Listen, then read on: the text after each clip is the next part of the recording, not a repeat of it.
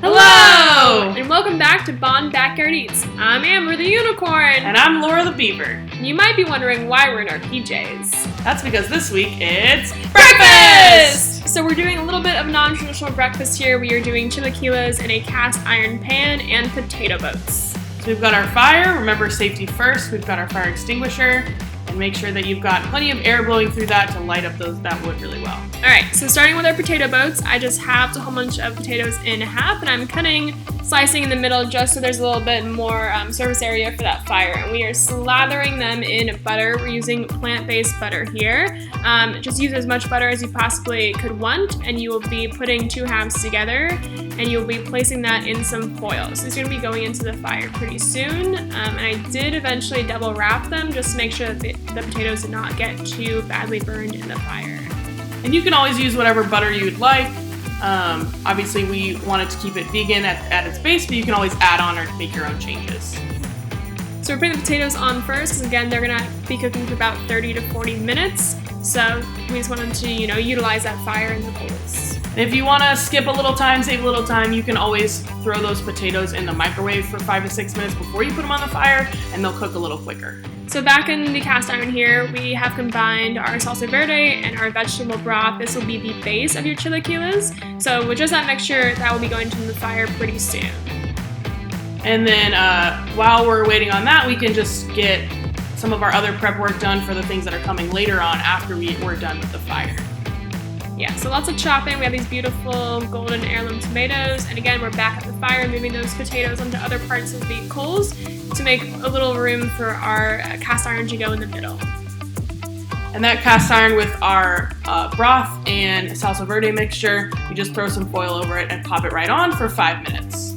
And you might see my child Leo, or Leonardo DiCaprio, in the back. I wanted to bring him just so he could watch the fire. He's very engaged. He's so cute. So we're just move those potatoes around, making sure they're getting some even cooking. And we're back in the kitchen as we're waiting on those. Again, just chopping some stuff up for later. Again, the heirloom tomatoes, we had some chives there. We'll get some avocados in there later. But those tomatoes really had a lot of really great flavor. So it was really great to use those tomatoes and dice them up.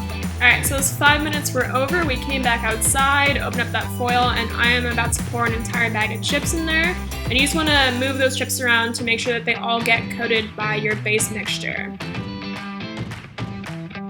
Yeah.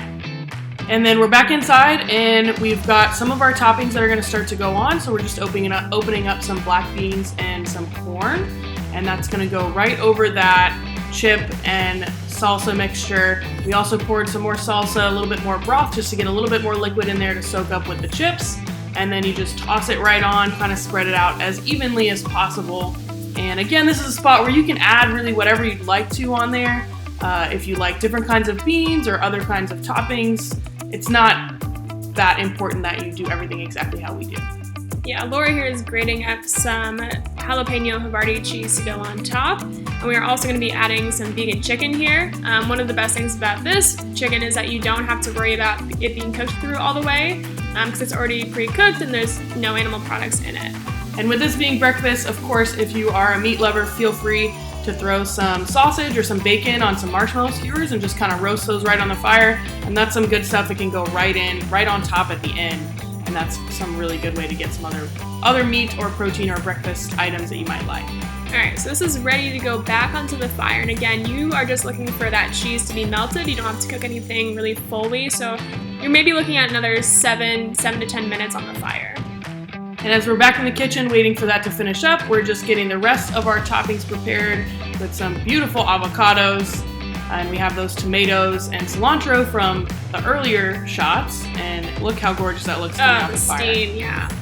It was so good to eat. So we're throwing our avocados on there. We've got the cilantro. Feel free, again, you can add whatever you like. You can add jalapenos. You can add some different kinds of cheese. We had sour cream. We had queso fresco. We also had vegan queso fresco.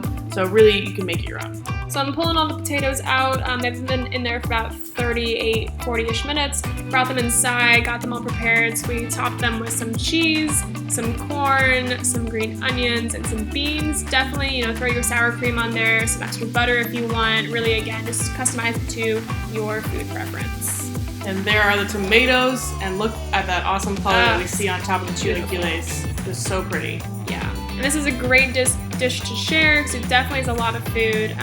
We fed about, six people. We were all pretty happy with the amount of food we got to eat. And even though we're doing this in our backyards, you can see there's not a whole lot that goes into it. So as long as you have that cast iron pan, you can bring this to your campfire as well if you're going camping. Absolutely. Thanks for joining us for episode 2. Remember, if you don't have access to a campfire, you can always recreate this recipe in your oven, over a stove, and if you do recreate it, make sure to post it to your social media and tag us at Pacific Rec. And stay tuned for next month. Our August episode comes out August 6th, and it's going to be dessert. S'mores 3 ways or s'mores cubed.